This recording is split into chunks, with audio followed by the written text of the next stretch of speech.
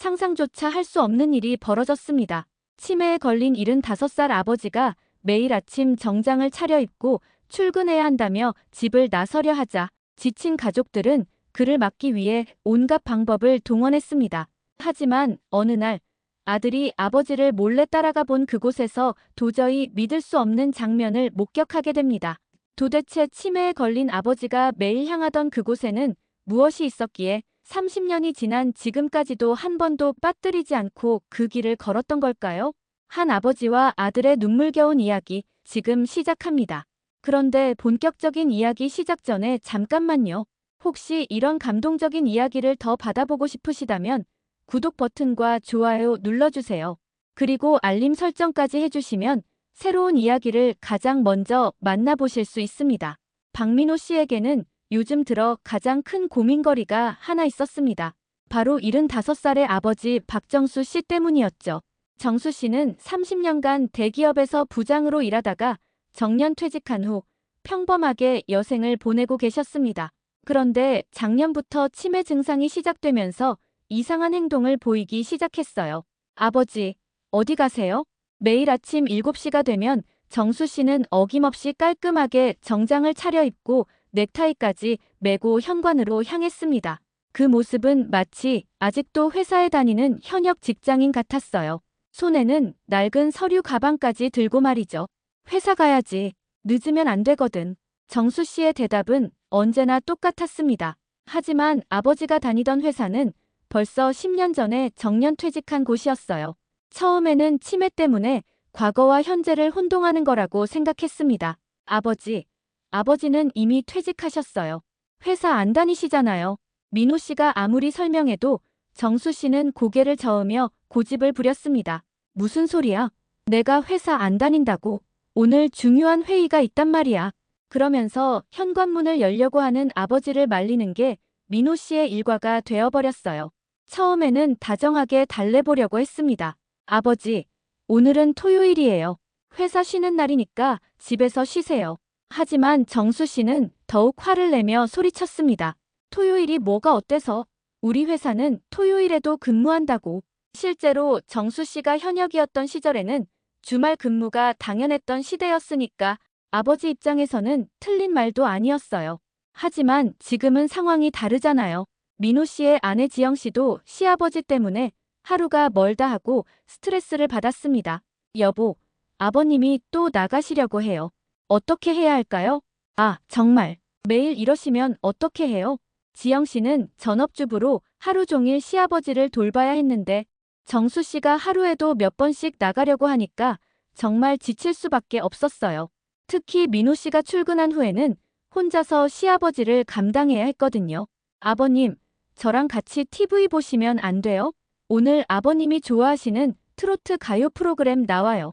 지영 씨가 온갖 방법으로 시아버지의 관심을 돌리려고 노력했지만 정수 씨의 출근 의지는 꺾이지 않았습니다. TV는 나중에 봐도 돼. 지금은 회사가 우선이야. 가장 황당했던 건 정수 씨가 진짜로 정장을 완벽하게 차려입는다는 거였어요. 넥타이 매는 법도 잊지 않았고 구두까지 반짝반짝 닦아서 신었습니다. 머리도 깔끔하게 빗어 넘기고 시계도 차고 심지어 향수까지 뿌렸어요. 정말 회사에 출근하는 사람과 똑같은 모습이었죠. 아버지가 이상해진 게 맞는 것 같아요. 어느 날 저녁 민호 씨 가족은 거실에 모여 앉아 심각한 가족 회의를 열었습니다. 고등학생인 아들 준서까지 참석한 자리였어요. 할아버지가 치매에 걸리신 건 알겠는데 왜 하필 회사에 가시려고 하실까요? 준서가 궁금해하며 물었습니다. 사실 준서는 할아버지를 가장 좋아하는 손자였어요. 어렸을 때부터 할아버지가 들려주는 옛날 이야기를 듣고 자랐거든요. 치매 걸린 사람들이 그래. 과거의 기억을 현재로 착각하는 거야. 민호 씨가 한숨을 쉬며 설명했습니다. 그런데 아버님이 매일 똑같은 시간에 똑같은 행동을 하시는 게 좀 이상하긴 해요. 보통 치매 환자분들은 하루하루 다른 행동을 하시던데. 지영 씨의 말에 민호 씨도 고개를 끄덕였습니다. 실제로 정수 씨의 행동은 너무나 규칙적이었어요. 매일 오전 7시 정각에 일어나서 세수하고 정장 입고 현관으로 향하는 패턴이 한치의 오차도 없었거든요. 그리고 아버님이 들고 다니시는 가방 안에는 뭐가 들어있는지도 궁금해요. 지영 씨가 말하는 가방은 정수 씨가 매일 들고 다니는 낡은 서류 가방이었습니다. 꽤 무거워 보였는데 정수 씨는 그 가방을 절대 다른 사람이 만지지 못하게 했어요. 한번 물어봤는데 회사 서류라고 하시더라고요. 10년 전 퇴직한 회사 서류를 아직도 들고 다니신다고요? 가족들은 모두 고개를 갸우뚱했습니다. 뭔가 이상했지만 치매라는 병 때문이라고 생각할 수밖에 없었어요. 그런데 문제는 정수 씨가 정말로 집을 나가려고 한다는 거였습니다. 가족들이 막지 않으면 진짜로 밖으로 나가버리거든요. 이번 주에 2번이나 아버님이 집을 나가셨잖아요. 다행히 동네 한 바퀴 돌고 집으로 돌아오셨지만 지영 씨가 걱정스러운 표정으로 말했습니다. 치매 환자가 길을 잃으면 정말 위험하거든요. 보호자가 없으면 밖에 내보낼 수가 없어요. 그런데 제가 하루 종일 아버님만 따라다닐 수도 없고 정말 고민이었습니다. 민호 씨는 직장에 다녀야 하고 지영 씨도 집안일과 아들 뒷바라지로 바빴거든요. 그렇다고 정수 씨를 하루 종일 집에 가둬둘 수도 없는 일이고요. 할아버지한테 정말 중요한 일이 있으신 게 아닐까요? 준서가 조심스럽게 말했습니다. 무슨 중요한 일? 회사는 벌써 10년 전에 그만뒀는데. 민호 씨가 고개를 저었습니다. 하지만 준서의 말을 들으니 뭔가 이상하긴 했어요. 치매에 걸렸다고 해도 정수 씨의 출근 의지는 너무나 확고했거든요. 마치 정말로 가야 할 곳이 있는 것처럼 말이죠. 그날 밤 민호 씨는 잠이 오지 않아 뒤척이다가 아버지 방을 슬쩍 들여다봤습니다. 정수 씨는 내일 입을 정장을 미리 준비해두고 계셨어요. 넥타이도 가지런히 걸어두고 구두도 닦아서 정리해뒀죠. 마치 정말로 중요한 약속이라도 있는 것처럼 말이에요. 아버지, 도대체 어디에 그렇게 가시려는 거지? 민호 씨는 아버지의 모습을 보며 혼자 중얼거렸습니다. 뭔가 단순한 치매 증상 이상의 무언가가 있는 것 같았거든요. 하지만 그때만 해도 민호 씨는 그 진실이 무엇인지 전혀 알지 못했습니다. 이번엔 이 작전으로 해봅시다. 다음 날 아침, 지영 씨가 자신만만한 표정으로 말했습니다. 첫 번째 작전은 바로 가짜 전화 작전이었어요. 여보세요? 네, 박정수 부장님이시죠? 아, 오늘 회의가 취소됐다고요? 네, 알겠습니다. 지영 씨가 일부러 큰 소리로 가짜 전화를 받는 연기를 했습니다. 정수 씨가 듣고 있다는 걸 알고 있었거든요. 아버님, 방금 회사에서 전화 왔는데 오늘 회의 취소됐대요. 하지만 정수 씨의 반응은 예상과 달랐습니다. 회의가 취소되면 뭐 어때? 다른 일도 많은데 뭘 그래? 그러면서 태연하게 넥타이를 매기 시작했어요. 지영 씨는 당황해서 민호 씨를 쳐다봤습니다. 그러면 2차 작전. 민호 씨가 나섰습니다. 바로 시계 조작 작전이었어요. 몰래 집안의 모든 시계를 3시간 늦춰놨거든요. 아버지, 지금 새벽 4시예요. 너무 일찍 일어나신 거 아니에요? 4시라고? 그럼 좀 더 자야겠네. 정수 씨가 다시 방으로 들어가는 듯 했습니다. 민호 씨와 지영 씨는 서로 보며 엄지척을 날렸어요. 드디어 성공한 것 같았거든요. 그런데 10분 후 정수 씨가 다시 나타났습니다. 손목 시계를 들여다보며 말하더군요. 이상하네. 내 시계는 7시인데 집 시계가 고장났나 보구나. 그래도 내 시계를 믿고 가야지. 결국 시계 작전도 실패했습니다. 정수 씨는 자신만의 체내 시계가 있었던 거예요. 이번엔 제가 나서보겠어요. 준서가 나섰습니다. 손자의 말이라면 들어주실 거라고 생각했거든요. 할아버지, 저랑 오늘 게임 같이 해요. 할아버지가 좋아하시는 바둑 말이에요. 바둑, 그거 좋지. 그런데 바둑은 회사 다녀와서 하자. 아니에요, 할아버지. 오늘은 특별히 바둑 대회가 있어요. TV에서 중계도 한다고요. 준서가 거짓말을 했습니다. 하지만 정수 씨는 금세 눈치챘어요. 준서야, 거짓말하면 안 된다. 할아버지가 바보인 줄 아니? 바둑 대회는 일요일에 하는 거야. 준서는 할아버지의 기억력이 이렇게 정확할 줄 몰랐어요. 치매에 걸렸다면서 바둑 대회 일정까지 기억하고 계시다니. 그럼 할아버지, 오늘 비 온대요. 나가시면 감기 걸려요. 이번엔 지영 씨가 날씨를 핑계로 댔습니다. 하지만 정수 씨는 창문으로 가서 밖을 내다보더니 말했어요. 어디가 비가 와? 하늘이 이렇게 맑은데. 며느리도 거짓말하면 안 되지. 가족들은 점점 당황하기 시작했습니다. 정수 씨가 생각보다 훨씬 정신이 또렷했거든요. 아버지, 그럼 저라도 같이 가겠어요. 민호 씨가 마지막 카드를 꺼내들었습니다. 아버지와 함께 나가서 적당한 곳에서 돌아오자는 작전이었어요. 그래. 그럼 같이 가자. 정수 씨가 기뻐하며 손을 잡았습니다. 민호 씨는 내심 이제 됐다 싶었어요. 아버지와 동네 한 바퀴 돌고 오면 되니까요. 그런데 막상 나가보니 정수 씨의 발걸음이 너무 빨랐어요. 게다가 방향도 정확했습니다. 마치 정말로 목적지가 있는 것처럼 말이죠. 아버지, 어디로 가시는 거예요? 이쪽은 회사 방향이 아니잖아요. 민호 씨가 이상해서 물었습니다. 정수 씨가 다니던 회사는 반대편에 있었거든요. 회사? 회사가 어디 있다고 그래? 정수 씨가 갑자기 민호 씨를 빤히 쳐다봤습니다. 그 눈빛이 어딘지 모르게 이상했어요. 치매 환자의 흐릿한 눈빛이 아니라 뭔가를 숨기고 있는 사람의 눈빛 같았거든요. 저기, 아버지, 회사 안 가세요? 누가 회사 간다고 했어? 난 지금 중요한 곳에 가는 거야. 정수 씨의 말에 민호 씨는 깜짝 놀랐습니다. 분명히 매일 회사 가야 한다고 하셨는데 갑자기 다른 소리를 하시는 거예요. 그럼 어디 가시는 건데요? 그건 너는 몰라도 돼. 어른 일에 참견하지 마. 정수 씨가 조금 화난 목소리로 말했습니다. 그러더니 갑자기 걸음을 재촉하기 시작했어요. 민호 씨는 아버지를 따라가기 바빴습니다. 뭔가 이상한데? 아버지가 정말로 어딘가에 가시려는 건가? 민호 씨의 머릿속에 의문이 들기 시작했습니다. 처음엔 치매 때문에 과거와 현재를 혼동하는 거라고 생각했는데 아버지의 행동이 너무 목적의식이 뚜렷했거든요.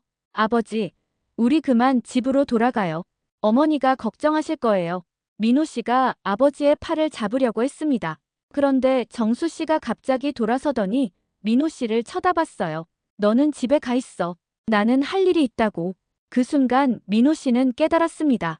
아버지가 단순히 치매 때문에 헛소리를 하는 게 아니라는 것을요. 정말로 어딘가에 가야 할 이유가 있다는 걸 말이죠. 하지만 동시에 더 큰 걱정이 들었습니다. 치매에 걸린 아버지가 혼자 돌아다니시면 위험하잖아요. 그래서 민호 씨는 어쩔 수 없이 아버지를 억지로 집으로 데려와야 했습니다. 아버지, 정말 죄송해요. 하지만 위험해요. 야, 내가 어디 가는데 참견이야. 정수 씨가 버둥거렸지만 민호 씨는 마음을 굳게 먹고 아버지를 집으로 데려왔습니다. 하지만 뭔가 찜찜한 기분이 들었어요. 아버지의 눈빛에서 본 그 간절함이 계속 머릿속에 맴돌았거든요. 그날 이후로 가족들은 더 이상 아버지를 속이려고 하지 않았습니다. 대신 물리적으로 막는 방법을 선택했어요. 하지만 정수 씨의 의지는 꺾이지 않았습니다. 오히려 더욱 강해졌죠. 내일은 반드시 가야 한다. 절대로 막지 마라. 정수 씨가 단호하게 말했습니다. 그 모습을 보며 민호 씨는 확신했어요. 아버지에게는 분명히 비밀이 있다는 것을요. 이제 정말 실력 행사를 해야겠어요. 지영 씨가 결연한 표정으로 말했습니다. 가족들의 모든 작전이 실패하자 이제는 물리적으로 아버지를 막는 수밖에 없었어요. 다음 날 아침, 정수 씨가 어김없이 정장을 입고 현관으로 향했습니다. 하지만 이번에는 민호 씨가 현관문 앞을 가로막고 서 있었어요. 아버지, 죄송하지만 오늘은 못 나가세요. 무슨 소리야? 비켜. 정수 씨가 민호 씨를 밀치려고 했습니다. 하지만 민호 씨도 지지 않고 버텼어요. 그런데 75살 아버지의 힘이 생각보다 셌습니다. 아버지, 진정하세요. 진정은 무슨. 내가 늦으면 어떻게 하려고. 두 사람이 현관에서 밀고 당기기 시작했어요. 마치 씨름을 하는 것 같았죠. 그런데 정수 씨가 갑자기 몸을 돌리면서 민호 씨의 다리에 걸렸습니다. 와악, 쿵. 두 사람이 함께 바닥에 넘어졌어요. 민호 씨는 엉덩이를, 정수 씨는 무릎을 다쳤습니다. 하지만 정수 씨는 넘어진 채로도 포기하지 않았어요. 비켜라. 정말 늦는다. 바닥에 엎드린 채로 기어서라도 현관문에 가려고 했습니다. 그 모습이 너무 우스꽝스러우면서도 안쓰러웠어요. 어머, 저런. 지영 씨가 불이 나게 달려와서 시아버지를 일으켜 세웠습니다. 다행히 크게 다치지는 않았어요. 아버님, 괜찮으세요? 어디 아프신 데는 없으세요? 아프긴 뭐가 아파. 빨리 비켜줘. 정말 늦겠어. 정수 씨는 옷에 묻은 먼지를 털어내면서도 여전히 나가려고 했습니다. 민호 씨는 엉덩이를 문지르며 일어났어요. 아이고, 아프다. 아버지, 정말 위험해요. 하지만 정수 씨는 들은 척도 하지 않았습니다. 이번에는 다른 방법을 시도했어요. 민호 씨가 현관문을 막고 있으니까 베란다 쪽으로 향한 거예요. 아버지, 거기는 위험해요. 10층이라고요. 알고 있어. 나 바보 아니야. 정수 씨가 베란다 문을 열려고 했습니다. 설마 베란다로 나가시려는 건 아니겠지만 만에 하나 실수라도 하면 큰일 날 일이었어요. 안 돼요. 지영 씨가 재빨리 베란다 문 앞을 막았습니다. 이제 정수 씨는 앞뒤로 막혀버린 상황이 되었죠. 이놈들이 정말 내가 뭔 죄를 지었다고 감옥에 가둬두는 거야. 정수 씨가 화를 내며 소리쳤습니다. 그 목소리가 너무 절규에 가까워서 가족들도 마음이 아팠어요. 그때 준서가 학교에 가려고 방에서 나왔습니다. 거실에서 벌어지는 상황을 보고 깜짝 놀랐어요. 뭐 하시는 거예요? 준서야, 어서 학교 가. 민호 씨가 아들에게 빨리 나가라고 손짓했습니다. 아이가 이런 모습을 보는 게 좋지 않다고 생각했거든요. 하지만 준서는 할아버지 곁으로 다가갔습니다. 할아버지, 왜 그렇게 화나세요? 준서야, 할아버지가 꼭 가야 할 곳이 있는데 이 사람들이 못 가게 막는단다. 정수 씨의 목소리가 갑자기 부드러워졌어요. 손자 앞에서는 다른 사람이 되는 거였죠. 그럼 저도 같이 가면 안 돼요? 안 돼. 넌 학교 가야지. 정수 씨가 손자의 머리를 쓰다듬으며 말했습니다. 그런데 이상한 건 정수 씨가 준서에게만큼은 절대 거짓말을 하지 않는다는 거였어요. 할아버지, 진짜 중요한 일이에요? 그럼 아주 중요한 일이야. 할아버지가 안 가면 안 되는 일이란다. 준서가 아빠와 엄마를 번갈아 쳐다봤습니다. 그 눈빛이 무언가를 말하고 있는 것 같았어요. 아빠, 할아버지 말씀이 맞는 것 같은데요? 준서야, 넌 몰라. 할아버지가 치매에 걸리셔서. 아니에요. 할아버지는 치매 아니에요. 준서가 갑자기 큰 소리로 말했습니다. 모든 사람이 깜짝 놀라 준서를 쳐다봤어요. 할아버지는 제가 언제 시험인지도 다 기억하시고 제가 좋아하는 음식도 다 기억하세요. 그리고 엄마가 언제 약국에 가는지도 다 아시고요. 준서의 말에 민호 씨와 지영 씨는 할 말을 잃었습니다. 실제로 정수 씨는 일상생활에 전혀 문제가 없었거든요. 단지 매일 아침에 나가려고 하는 것만 빼고는 말이에요. 그럼 할아버지가 정말로 어딘가에 가야 하는 일이 있는 건가요? 지영 씨가 조심스럽게 물었습니다. 물론이지. 내가 매일 아침마다 장난으로 나간다고 생각해. 정수 씨가 당연하다는 듯이 말했습니다. 그럼 어디에 가시는 건데요? 말씀해 주시면 저희가 데려다 드릴게요. 민호 씨가 물었습니다. 하지만 정수 씨는 고개를 저었어요. 그건 말할 수 없어. 너희들은 이해하지 못할 거야. 왜요? 뭐 때문에 이해를 못한다는 거예요?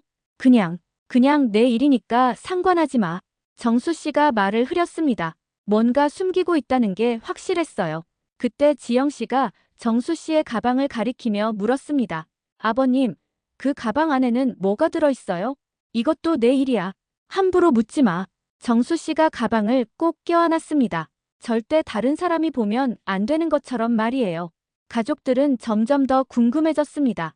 도대체 아버지가 무엇을 숨기고 있는 걸까요? 그리고 매일 그렇게 간절하게 가려고 하는 그곳은 어디일까요? 아버지, 정말 한 번만 말씀해 주세요. 저희가 걱정되니까요. 민호 씨가 간절하게 부탁했습니다. 하지만 정수 씨의 대답은 단호했어요. 안 돼. 절대 안 돼. 이건 아무도 알면 안 되는 일이야. 그 말을 듣는 순간 민호 씨는 결심했습니다. 더 이상 맡기만 할 게 아니라 아버지의 비밀을 알아내야겠다고 말이에요. 이렇게는 안 되겠어요. 그날 밤 민호 씨 가족은 심각한 표정으로 거실에 모여 앉았습니다. 하루 종일 아버지와 실랑이를 벌이느라 모두가 녹초가 되어 있었어요. 오늘 하루만 해도 아버님이 12번이나 나가시려고 하셨어요. 지영 씨가 지친 목소리로 말했습니다. 실제로 정수 씨는 오전에 3번, 오후에 4번, 저녁에 5번까지 현관으로 향했거든요. 그때마다 가족들이 막아야 했고요.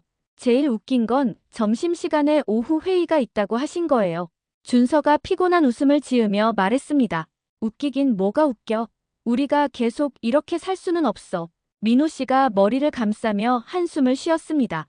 회사에서도 집 걱정 때문에 집중이 안 되고 집에 와서도 아버지 때문에 쉴 수가 없었거든요.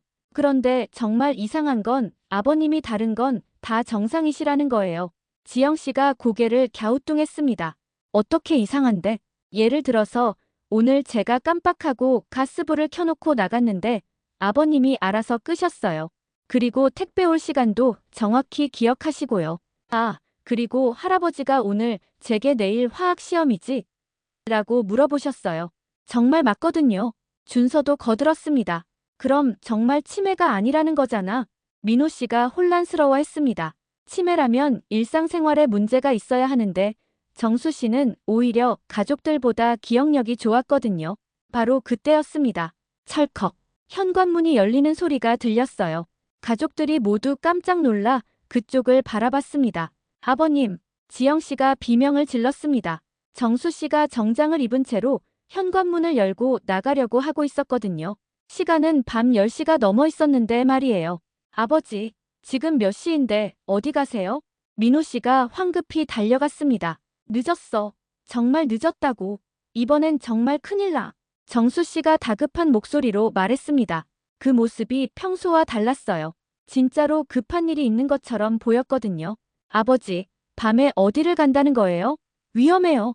위험하긴 뭐가 위험해. 나 혼자 다닐 줄도 모르나. 정수 씨가 민호 씨의 손을 뿌리치고 현관문 밖으로 나갔습니다. 민호 씨가 뒤따라 나갔지만 정수 씨는 이미 계단을 내려가고 있었어요. 아버지, 위험해요. 민호 씨가 계단을 뛰어 내려갔습니다.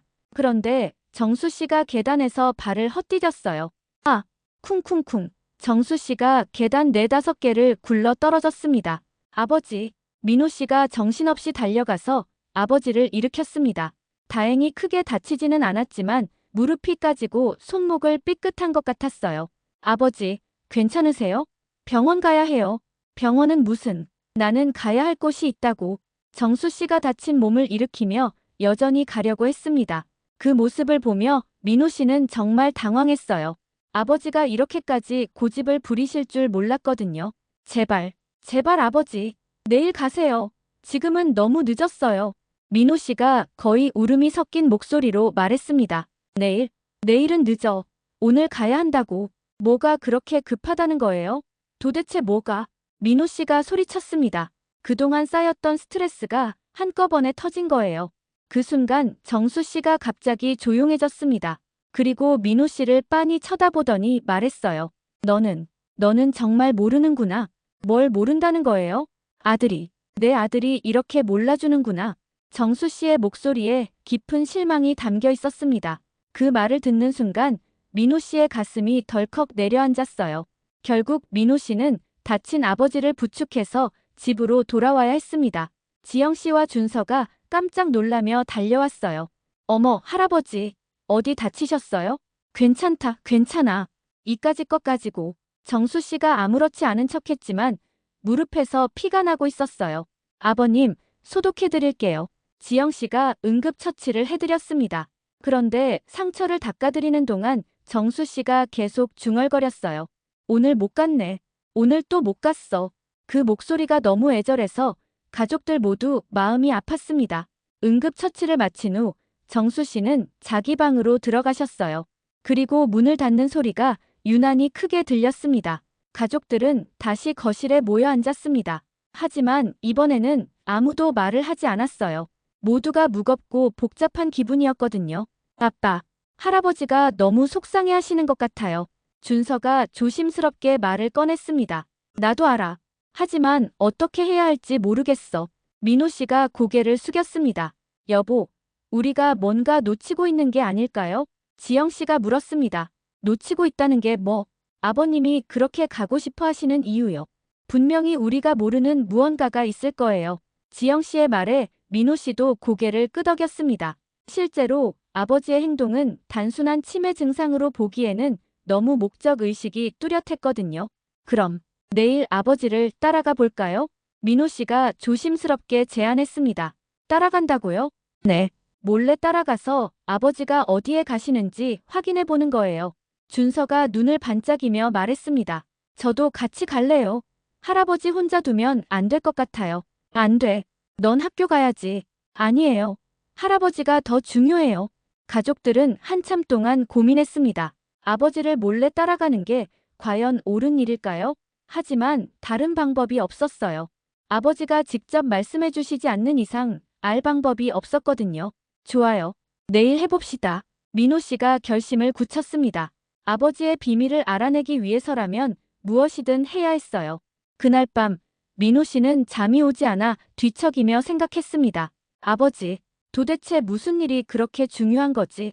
그리고 왜 우리에게는 말씀해 주시지 않는 거지? 이제 내일이면 모든 것이 밝혀질 거였습니다. 다음 날 아침 6시 30분, 민호 씨는 평소보다 일찍 일어나 조용히 옷을 갈아입었습니다. 오늘은 드디어 아버지의 비밀을 밝혀낼 날이었어요. 지영 씨와 준서도 이미 깨어 있었습니다. 여보, 정말 조심해요. 아버님이 눈치채시면 안 돼요. 알아요. 최대한 멀리서 따라갈게요. 민호 씨가 운동복을 입고 모자까지 써서 변장했습니다. 마치 조깅을 하러 나가는 것처럼 보이게 하려고 말이에요. 아빠, 핸드폰 계속 켜두세요. 뭔 일 있으면 바로 연락드릴게요. 준서가 걱정스럽게 말했습니다. 사실 준서도 같이 가고 싶었지만 할아버지가 눈치챌 수 있어서 집에서 기다리기로 했어요. 어김없이 7시 정각, 정수 씨가 방에서 나왔습니다. 어제 다쳤는데도 불구하고 오늘도 깔끔하게 정장을 차려입고 있었어요. 무릎에 반창고를 붙이긴 했지만 걸음걸이는 평소와 다름없었습니다. 아버님, 아침 드시고 가세요.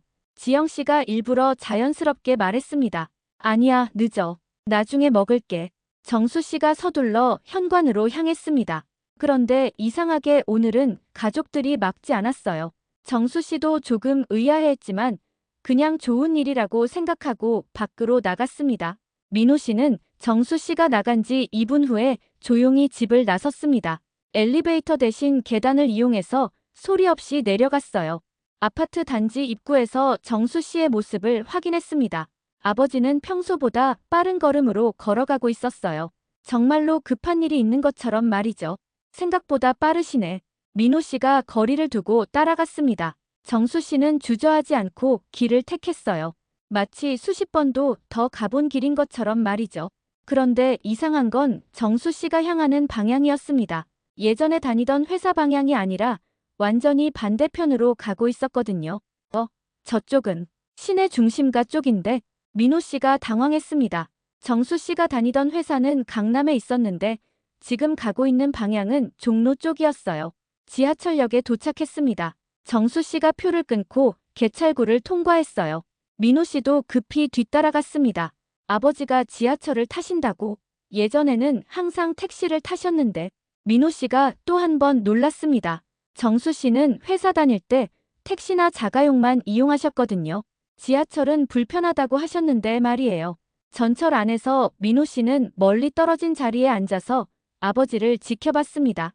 정수 씨는 창밖을 보며 무언가 깊이 생각하고 계셨어요. 그 표정이 평소와 달랐습니다. 조금 슬퍼 보이기도 하고 그리운 듯한 표정이기도 했어요. 종로 3가역에 도착했습니다. 정수 씨가 일어나서 내렸어요. 민호 씨도 서둘러 따라 내렸습니다. 지상으로 나오자 정수 씨는 또다시 주저하지 않고 길을 택했습니다. 골목길로 들어가더니 점점 더 구석진 곳으로 향했어요. 아버지가 이런 곳을 어떻게 아시지? 민호 씨는 아버지를 따라가면서 계속 놀랐습니다. 이 동네는 정수 씨와는 전혀 상관없는 곳이었거든요. 회사도 아니고 친구 집도 아니고 그렇다고 특별한 시설이 있는 것도 아니었어요. 그런데 정수 씨의 걸음이 점점 빨라졌습니다. 마치 목적지가 가까워진 것을 아는 것처럼 말이에요. 드디어 정수 씨가 한 건물 앞에서 멈췄습니다. 그런데 그 건물을 보는 순간 민호 씨는 깜짝 놀랐어요. 무료 급식소. 건물 앞에 크게 쓰여 있는 간판이 보였습니다. 교회 무료 급식소. 그리고 그 아래에는 매일 오전 8시 오후 2시 운영이라고 쓰여 있었어요. 아버지가 왜 무료 급식소에? 민호 씨는 혼란스러웠습니다. 설마 아버지가 그곳에서 무료 급식을 받으러 오신 건 아니겠죠? 그럴 리가 없었어요. 정수 씨는 경제적으로 전혀 어려우신 분이 아니었거든요. 그런데 더 놀라운 일이 벌어졌습니다. 정수 씨가 무료 급식소 입구로 들어가자 안에서 사람들이 반갑게 맞이하는 게 보였어요. 박 부장님, 오늘도 오셨네요. 박 부장님, 어제는 왜 안 오셨어요? 걱정했잖아요. 급식소 안에서 일하는 사람들이 정수 씨를 반갑게 맞이했습니다. 마치 오랜 친구를 만난 것처럼 말이에요. 민호 씨는 너무 놀라서 건물 모퉁이에 숨어서 상황을 지켜봤습니다. 도대체 무슨 일인지 이해할 수가 없었거든요. 어제 못 온 게 미안해요. 집에서 말리더라고요. 정수 씨가 사과하며 말했습니다. 아, 그러시구나. 그래도 오늘 오셨으니 됐어요. 어서 준비하세요. 그러자 정수 씨가 가방에서 앞치마를 꺼내 입기 시작했어요. 그리고 손을 깨끗이 씻더니 급식소 안으로 들어갔습니다. 앞치마? 아버지가 왜 앞치마를? 민호 씨는 점점 더 혼란스러워졌습니다. 그런데 정말 놀라운 광경이 펼쳐졌어요. 정수 씨가 급식소에서 음식을 나누어 주고 있는 것이었습니다. 노숙자분들과 어려운 사람들에게 따뜻한 밥을 퍼주고 계시는 거예요. 아저씨, 오늘 국이 정말 맛있네요. 박 부장님 손맛이죠. 항상 정성껏 해주시니까요. 급식을 받는 사람들이 정수 씨에게 인사를 했습니다. 그런데 정수 씨의 표정이 정말 행복해 보였어요. 집에서는 볼 수 없었던 환한 미소를 짓고 계셨거든요. 아버지가 봉사활동을 하고 계신 거구나. 민호 씨는 그제야 이해하기 시작했습니다. 아버지가 매일 아침 정장을 입고 나가신 이유, 그렇게 간절하게 가고 싶어 하신 이유가 말이에요. 하지만 동시에 더 큰 의문이 들었습니다. 아버지가 언제부터 이런 일을 하셨던 걸까요? 그리고 왜 가족들에게는 말씀하지 않으셨던 걸까요? 민호 씨는 건물 밖에서 한참 동안 아버지의 모습을 지켜봤습니다. 정수 씨는 정말 열심히 일하고 계셨어요. 마치 그곳이 정말로 자신의 직장인 것처럼 말이에요. 민호 씨는 한참 동안 그 자리에서 아버지의 모습을 지켜봤습니다. 정수 씨가 이렇게 행복한 표정을 짓는 걸 본 게 언제였을까요? 집에서는 항상 답답해하고 화내기만 하셨는데 여기서는 완전히 다른 사람 같았어요. 아버지가 정말 여기서 일하고 계신 거구나. 그런데 이상한 건 급식소 사람들이 정수 씨를 대하는 태도였습니다. 마치 오랫동안 함께 일해온 동료처럼 자연스럽게 대하고 있었거든요. 용기를 내어 민호 씨는 급식소 입구 근처로 다가갔습니다. 그리고 거기서 일하는 한 아주머니에게 조심스럽게 말을 걸었어요. 죄송한데요. 혹시 저기 계신 분 얼마나 오래 여기서 일하셨는지 아세요? 아, 박 부장님 말씀하시는 거예요? 아주머니가 정수 씨를 가리키며 웃으며 말했습니다. 부장님이시라고요? 네, 저희가 그렇게 불러드려요. 예전에 대기업 부장이셨다고 하셔서요. 근데 왜 물어보세요? 아, 그냥 궁금해서요. 민호 씨가 얼버무렸습니다. 설마 아들이라고 말할 수는 없었거든요. 부장님은 정말 대단하세요. 여기 오신 지가, 김 사장님께 물어보시는 게 나을 것 같아요. 김 사장님이 가장 오래 계셨거든요. 아주머니가 안쪽에서 일하고 있는 50대 남성을 가리켰습니다. 민호 씨는 그분께 다가갔어요. 안녕하세요. 저는, 안녕하세요. 처음 보는 얼굴이네요. 봉사활동 하러 오신 건가요? 김 사장님이 반갑게 인사했습니다. 아니에요. 사실은 저기 계신 박 부장님에 대해 궁금한 게 있어서요. 박 부장님이요? 혹시 아시는 분이세요? 김 사장님이 관심을 보였습니다. 네. 어떻게 보면 그런 셈이에요. 그분이 여기 오신 지 얼마나 되셨나요? 김 사장님의 얼굴에 깊은 존경의 빛이 떠올랐습니다. 박 부장님이요? 와, 정말 대단한 분이세요. 여기 오신 지가 벌써 30년이 넘었어요. 30년이라고요? 민호 씨가 깜짝 놀라 되물었습니다. 네, 저보다도 먼저 계셨어요. 제가 여기 온 지가 25년 됐는데 그때도 이미 계셨거든요. 그럼 부장님이 현역으로 일하실 때부터 여기 오신 거네요? 그렇죠. 매일 새벽에 출근하시기 전에 1시간씩 오셔서 도우셨어요. 정말 대단하시죠? 김 사장님의 말에 민호 씨는 말문이 막혔습니다. 아버지가 회사에 다니면서도 매일 새벽에 봉사활동을 하셨다는 걸까요? 그런데 요즘에는 어떻게 된 거예요? 예전보다 자주 못 오시는 것 같던데. 그게. 민호 씨는 어떻게 대답해야 할지 몰랐습니다. 설마 치매 때문에 가족들이 막았다고 할 수는 없잖아요. 사실 가족분들이 걱정을 많이 하시나 봐요. 나이도 있으시고 하니까요. 김 사장님이 이해한다는 듯이 말했습니다. 그런데 부장님이 여기 못 오시는 날에는 정말 안타까워하세요. 내가 안 가면 사람들이 굶는다라고 하시면서 말이에요. 그 말을 듣는 순간 민호 씨의 가슴이 뭉클해졌습니다. 아버지가 그렇게 간절하게 나가려고 하신 이유가 바로 이거였구나 싶었거든요. 부장님이 특별히 맡으신 일이 있나요? 네. 부장님은 주로 국을 끓이세요. 손맛이 정말 좋으시거든요. 그리고 어르신들하고 이야기도 많이 나누시고요. 김 사장님이 정수 씨를 바라보며 말했습니다. 정수 씨는 큰 솥에서 국을 젓고 계셨어요. 정말 능숙한 손놀림이었습니다. 부장님이 없으시면 국맛이 완전히 달라져요. 그래서 여기 오시는 분들이 박 부장님은 언제 오시냐고 매일 물어보셔요. 그 정도로요? 네. 특히 김할아버지라고 혼자 사시는 분이 계신데 부장님만 오시면 꼭 찾으세요. 부장님하고 바둑도 두시고 옛날 이야기도 나누시고요. 민호 씨는 점점 더 놀라고 있었습니다. 아버지가 단순히 봉사활동을 하시는 게 아니라 정말로 이곳 사람들에게 없어서는 안 될 존재였던 거예요. 그런데 혹시 부장님이 왜 이 일을 시작하셨는지 아세요? 민호 씨가 조심스럽게 물었습니다. 김 사장님이 잠시 생각하더니 말했어요. 정확한 이유는 잘 모르겠어요. 하지만 예전에 한번 들은 이야기가 있어요. 무슨 이야기요? 부장님이 젊으셨을 때 아주 힘든 시기가 있으셨다고 해요. 그때 어떤 분이 도움을 많이 주셨다고 하더라고요. 그래서 보답하는 마음으로요. 아마 그런 것 같아요. 부장님이 항상 하시는 말씀이 받은 것보다 더 많이 나누어야 한다거든요. 그 순간 민호 씨는 아버지에 대해 전혀 몰랐던 면을 발견한 기분이었습니다. 집에서는 까칠하고 고집센 아버지였는데 여기서는 이렇게 따뜻하고 배려심 많은 분이셨던 거예요. 그런데 요즘 부장님이 많이 힘들어 하시는 것 같아요. 김 사장님이 걱정스럽게 말했습니다. 어떡해요? 가족들이 자꾸 말리신다고 스트레스를 받으시는 것 같아요. 내가 이제 쓸모없는 사람이 됐나 보다라고 하시면서요. 민호 씨의 가슴이 싹 내려앉았습니다. 가족들이 좋은 뜻으로 한 일이 아버지에게는 이렇게 상처가 되고 있었던 거예요. 바로 그때 정수 씨가 민호 씨 쪽을 보았습니다. 눈이 마주친 순간 정수 씨의 표정이 굳어졌어요. 저 사람. 정수 씨가 민호 씨를 알아보았습니다. 민호 씨는 당황해서 어쩔 줄 몰랐어요. 안 되겠다. 정수 씨가 앞치마를 벗으며 급하게 밖으로 나왔습니다. 민호야, 너 뭐 하고 있는 거야? 정수 씨가 화난 목소리로 말했습니다. 아버지, 저는 따라온 거지. 내가 뭘 하는지 궁금해서.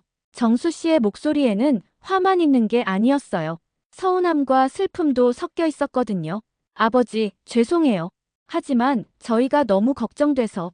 걱정? 뭐가 걱정이야? 내가 나쁜 짓이라도 하는 줄 알았어. 정수 씨가 목소리를 높였습니다. 주변 사람들이 쳐다보기 시작했어요. 아니에요. 그런 게 아니라. 그럼 뭐야? 왜 내가 하는 일을 숨어서 훔쳐봐야 하는 거야? 민호 씨는 아무 말도 할 수 없었습니다. 아버지의 말이 맞았거든요.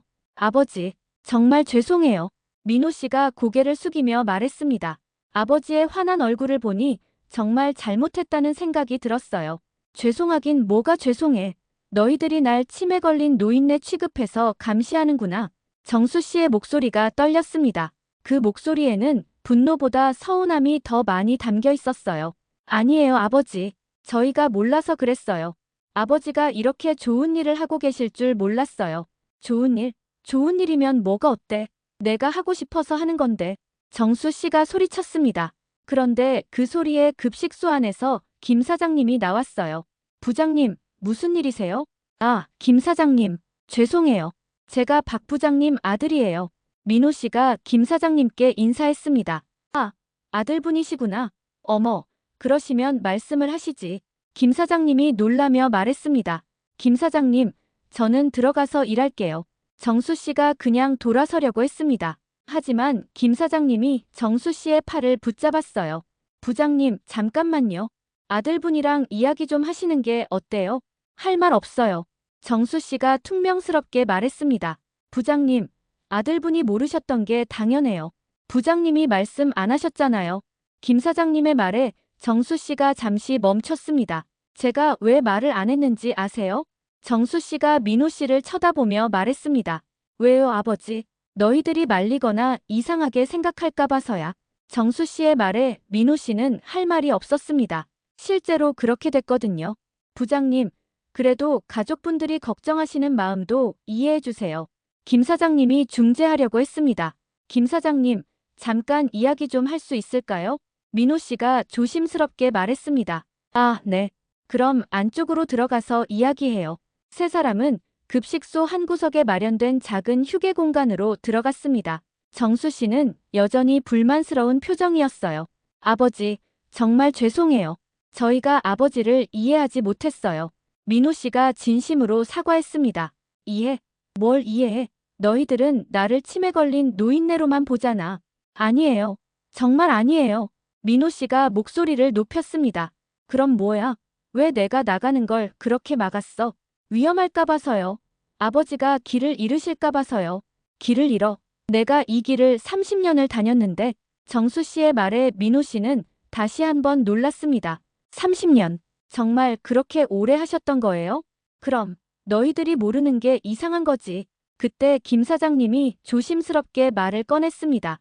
아들분, 부장님이 여기 오시게 된 이유를 들어보세요. 정말 감동적인 이야기예요. 김 사장님, 정수 씨가 말리려고 했습니다. 아니에요, 부장님.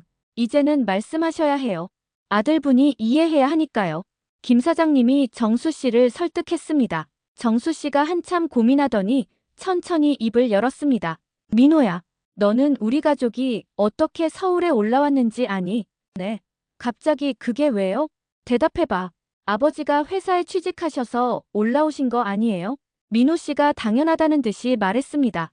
정수 씨가 쓰게 웃었습니다. 그게 아니야. 우리는 정말 가난해서 서울로 올라온 거야. 예, 너 태어나기 전이니까 모르겠지만 우리는 시골에서 농사짓던 가난한 농부였어. 민호 씨는 믿을 수 없다는 표정으로 아버지를 쳐다봤습니다. 아버지가 농부셨다고요? 그래. 그런데 몇 년 연속 흉작이 나서 빚만 늘어나고 결국 땅까지 다 잃었지. 정수 씨의 목소리가 낮아졌습니다. 그때 너희 어머니가 임신 중이었는데 제대로 먹을 것도 없었어. 병원비도 없고. 민호 씨의 가슴이 뭉클해지기 시작했습니다. 그래서 서울로 올라왔는데 우리가 처음 도착한 곳이 바로 여기 근처였어. 정수 씨가 주변을 둘러보며 말했습니다. 쪽방촌에서 살면서 하루하루 일자리를 찾아다녔지. 그런데 시골에서만 살던 내가 할 줄 아는 게 뭐가 있겠어? 아버지, 어떤 날은 하루 종일 일자리를 못 찾아서 굶기도 했어. 임신한 너희 어머니까지. 정수 씨의 목소리가 떨렸습니다. 그때 이 무료 급식소에서 밥을 얻어먹었어. 김할아버지가. 지금은 돌아가셨지만 그때 여기서 일하시던 김할아버지가 우리를 많이 도와주셨지. 민호 씨는 아무 말도 할 수 없었습니다. 김할아버지가 내게 말씀하셨어.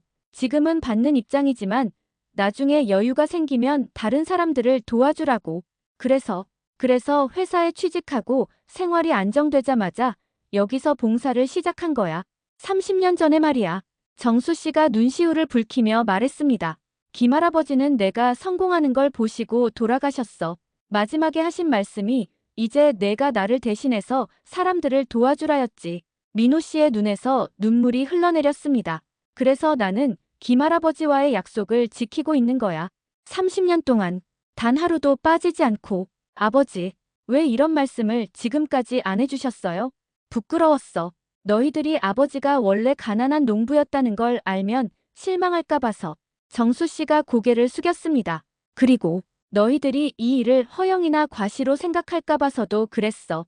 민호 씨는 아버지에게 달려가 꼭 안았습니다. 아버지, 정말 죄송해요. 제가 아버지를 전혀 몰랐네요. 민호야, 저는 아버지가 자랑스러워요. 정말 자랑스럽다고요. 부자가 서로 안고 우는 모습을 보며 김 사장님도 눈물을 훔쳤습니다. 이제 알겠어요. 아버지가 왜 그렇게 간절하게 여기 오시려고 하셨는지. 민호 씨가 아버지의 손을 꼭 잡았습니다. 아버지, 앞으로는 저희가 도와드릴게요. 더 이상 혼자 하지 마세요. 한 달 후, 할아버지, 오늘 국 정말 맛있어요. 박 부장님 덕분에 우리가 매일 이렇게 맛있는 밥을 먹을 수 있어서 고마워요. 무료 급식소는 오늘도 정수 씨의 따뜻한 국물 냄새로 가득했습니다. 하지만 오늘은 평소와 조금 다른 풍경이 펼쳐지고 있었어요. 정수 씨 옆에서 민호 씨가 서툰 손놀림으로 밥을 퍼주고 있었거든요. 아버지, 이 정도면 되나요? 야, 너무 적게 줘. 이분들이 얼마나 배고프신데. 정수 씨가 민호 씨에게 밥을 더 퍼주라고 했습니다. 민호 씨는 아직 서툴렀지만 정말 열심히 하고 있었어요. 아저씨, 처음이에요? 급식을 받으러 온 한 어르신이 민호 씨에게 물었습니다. 네, 아직 배우는 중이에요. 박 부장님 아들분이라고 들었는데 아버지 닮아서 좋은 일 하시네요.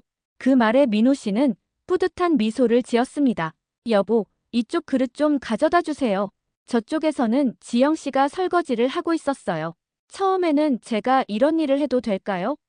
라고 걱정했지만 지금은 가장 열심히 일하는 사람 중 하나가 되었습니다. 엄마, 여기 반찬 더 필요해요. 준서도 오늘은 토요일이라 학교 대신 이곳에 와 있었어요. 젊은 나이답게 이곳저곳 뛰어다니며 도움이 필요한 곳을 찾아 일하고 있었습니다. 준서야, 조심히 해. 그릇 떨어뜨리면 안 돼. 지영 씨가 아들을 걱정하며 말했습니다. 할머니, 걱정 마세요. 저 이런 거 잘해요. 준서가 환하게 웃으며 대답했습니다. 할아버지의 봉사활동에 참여하게 된 게 정말 자랑스러운 것 같았어요. 점심시간이 끝나고 정리를 마친 후 가족들은 김 사장님과 함께 앉아 이야기를 나누었습니다. 정말 고맙습니다. 덕분에 부장님이 많이 밝아지셨어요.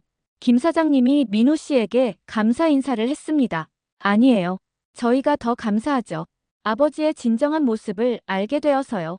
민호 씨가 정수 씨를 바라보며 말했습니다. 그런데 부장님, 가족분들이 이렇게 도와주시니까 어떠세요? 김 사장님이 정수 씨에게 물었습니다. 글쎄요. 처음에는 민망했는데 지금은 정말 좋아요. 정수 씨가 수줍게 웃으며 말했습니다. 특히 준서가 와서 도와주니까 여기 계신 분들이 정말 좋아하세요. 박 부장님 손자가 이렇게 착하다고 자랑하고 다니시거든요. 김 사장님의 말에 모든 가족이 웃었습니다. 아버지, 저희가 정말 몰랐어요. 아버지가 이렇게 대단한 분이신 줄. 민호 씨가 진심으로 말했습니다. 대단한 게 아니야. 그냥 받은 만큼 돌려주는 거지. 정수 씨가 겸손하게 말했습니다. 아니에요. 30년 동안 한 번도 빠지지 않고 이 일을 하신 게 정말 대단해요. 지영 씨도 시아버지를 바라보는 눈빛이 완전히 달라졌어요. 예전에는 치매 걸린 고집 센 아버지로만 보였는데 지금은 정말 존경스러운 분으로 보였거든요. 할아버지, 저도 나중에 커서 할아버지처럼 좋은 일 할 거예요. 준서가 할아버지의 손을 잡으며 말했습니다. 그래, 우리 준서가 그랬으면 좋겠다. 하지만 억지로 하는 게 아니라 정말 마음에서 우러나와서 해야 해. 정수 씨가 손자의 머리를 쓰다듬으며 말했습니다. 네, 할아버지처럼 진짜 마음으로 할게요. 집으로 돌아가는 길에 민호 씨는 아버지께 말했습니다. 아버지, 앞으로는 저희도 계속 같이 올게요. 아버지 혼자 이 무거운 짐을 지고 계실 필요 없어요. 무거운 짐? 이게 무거운 짐이냐? 정수 씨가 고개를 저었습니다. 이건 무거운 짐이 아니라 내 인생의 가장 큰 기쁨이야. 그래서 치매가 와도 이것만은 잊을 수 없었던 거야. 그 말을 듣는 순간 가족들은 다시 한번 감동했습니다. 아버지에게 이 일이 얼마나 소중한 의미인지 알 수 있었거든요. 그래도 이제는 가족이 함께하니까 더 좋지 않으세요? 지영 씨가 물었습니다. 물론이지. 혼자 할 때는 가끔 외로웠는데 이제는 정말 행복해. 정수 씨의 얼굴에 환한 미소가 떠올랐습니다. 그날 저녁 가족들은 오랜만에 둘러앉아 따뜻한 저녁을 먹었습니다. 예전처럼 서로 눈치를 보거나 어색한 침묵이 흐르지 않았어요. 대신 서로에 대한 이해와 사랑이 가득한 대화가 오갔습니다. 아버지, 그동안 정말 죄송했어요. 저희가 아버지를 이해하려고 노력하지 않았네요. 민호 씨가 다시 한번 사과했습니다. 이제 그만해. 과거 일은 잊어버리고 앞으로 우리 가족이 함께 좋은 일 하면 되는 거야. 정수 씨가 따뜻하게 말했습니다. 네. 앞으로는 매주 토요일마다 가족이 함께 봉사하러 가요. 준서가 신나게 말했습니다. 그래, 그렇게 하자. 우리 가족만의 특별한 시간으로 만들어보자. 지영 씨도 동의했습니다. 그 후로 민호 씨 가족의 토요일은 완전히 달라졌습니다. 늦잠 자고 TV 보며 느긋하게 보내던 주말 대신 일찍 일어나서 함께 무료 급식소에 가는 게 새로운 루틴이 되었어요. 처음에는 서툴렀지만 점점 익숙해지면서 가족들 각자의 역할도 생겼습니다. 정수 씨는 국 끓이기, 민호 씨는 밥 담기, 지영 씨는 설거지, 준서는 전체적인 정리와 어르신들과의 대화까지. 무엇보다 가족들은 이 시간을 통해 서로를 더 깊이 이해하게 되었습니다. 그리고 정말 소중한 것이 무엇인지도 깨달았어요. 몇 달 후 정수 씨는 무료 급식소에서 30년 봉사 공로상을 받았습니다. 시상식 날 가족들이 모두 참석해서 아버지를 축하해드렸어요. 우리 아버지 정말 자랑스러워요. 민호 씨가 큰 소리로 외쳤습니다. 이제는 아버지의 이런 모습이 부끄럽기는커녕 세상에 자랑하고 싶을 만큼 대견했거든요. 할아버지가 정말 멋져요. 저도 할아버지처럼 될 거예요. 준서도 박수를 치며 소리쳤습니다. 시상식이 끝난 후 정수 씨는 가족들에게 말했습니다. 이 상은 내가 혼자 받는 게 아니야. 우리 가족이 함께 받는 상이지. 아버지, 너희들이 나를 이해해주고 함께해줘서 내가 이렇게 행복할 수 있는 거야. 고맙다. 정수 씨의 말에 가족들의 눈에서 뜨거운 눈물이 흘러내렸습니다. 그날 밤 민호 씨는 아버지 방에 들어가 말했습니다. 아버지, 저 하나 깨달은 게 있어요. 뭔데? 진짜 성공이 뭔지 알 것 같아요. 돈을 많이 벌고 높은 자리에 오르는 게 성공이 아니라 받은 사랑을 다시 나누어 주는 게 진짜 성공인 것 같아요. 정수 씨가 아들의 손을 꼭 잡았습니다. 그래, 민호야. 너도 이제 진짜 어른이 됐구나. 아버지 덕분이에요. 아버지가 보여주신 삶을 보고 배운 거예요. 아니야. 내가 마음을 열고 이해하려고 노력했기 때문이야. 부자는 그렇게 오랫동안 이야기를 나누었습니다. 그리고 그날 밤 정수 씨는 오랜만에 정말 깊은 잠에 들었어요. 더 이상 가족들이 자신을 이해하지 못한다는 외로움은 없었거든요. 1년이 지난 지금 박정수 씨는 여전히 매일 아침 7시에 정장을 입습니다. 하지만 이제는 가족들이 막지 않아요. 오히려 함께 나갈 준비를 하죠. 아버지, 오늘도 출근하세요? 민호 씨가 웃으며 물으면 정수 씨도 웃으며 대답합니다. 그럼 우리가 안 가면 사람들이 굶잖아. 그리고 온 가족이 함께 무료 급식소로 향합니다. 정수 씨의 서류 가방 안에는 이제 앞치마와 함께 가족들 것까지 들어있어요. 무료 급식소에서 만나는 사람들도 이제는 박 부장님 가족을 모두 알고 있습니다. 오늘도 온 가족이 다 오셨네요. 정말 복받을 일이에요. 박 부장님 덕분에 우리가 이렇게 맛있는 밥을 먹고 이제는 가족분들까지 만날 수 있어서 정말 행복해요. 그런 말들을 들을 때마다 정수 씨의 가슴은 따뜻해집니다. 그리고 옆에서 함께 일하는 가족들을 보면서 생각하죠. 내가 세상에서 가장 부유한 사람이구나. 지금도 정수 씨는 가끔 깜빡하는 일이 있습니다. 치매라는 병은 여전히 조금씩 진행되고 있거든요. 하지만 가족들은 더 이상 걱정하지 않아요. 아버지가 진짜 중요한 것들은 절대 잊지 않는다는 걸 알고 있으니까요. 할아버지, 오늘 김할아버지가 찾으셨어요. 바둑 두자고 하시던데요. 그래, 그 양반이 오셨구나. 빨리 가서 인사드려야지. 정수 씨가 김할아버지를 찾아가는 모습을 보며 가족들은 미소를 짓습니다. 아버지의 마음속에는 여전히 사람들을 향한 따뜻한 사랑이 가득하거든요.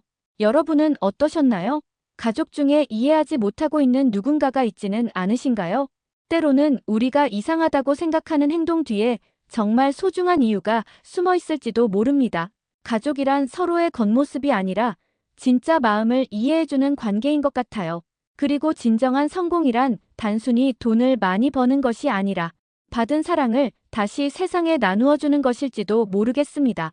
박정수 씨처럼 30년 동안 한결같은 마음으로 남을 돕는다는 게 얼마나 어려운 일인지, 그리고 그런 아버지를 둔 가족들이 얼마나 행복한 사람들인지 생각해보게 됩니다.